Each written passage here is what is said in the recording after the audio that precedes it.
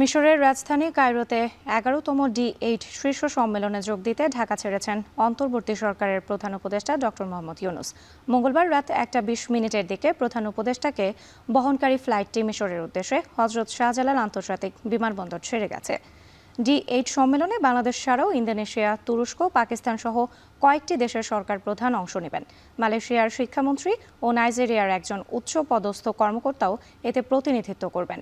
ভবিষ্যতের অর্থনীতির জন্য যুব ও MSE এর গুরুত্ব থাকার কারণে সম্মেলনটি বাংলাদেশের জন্য গুরুত্বপূর্ণ বলে জানিয়েছেন প্রধান উপদেষ্টার কার্যালয়। এছাড়াও সদস্য দেশগুলোর মধ্যে পারস্পরিক উন্নয়ন সহযোগিতা, বিশ্ব অর্থনীতিতে নিজেদের অবস্থান তৈরি, পারস্পরিক বাণিজ্য সম্পর্ক ও সুবিধা বৃদ্ধি নিয়ে কাজ করার সম্ভাবনা রয়েছে। বাংলাদেশ ছাড়াও মিশর, Indonesia, Iran, Malaysia, Nigeria, Pakistan ও তুরস্ক D8 এর সদস্য।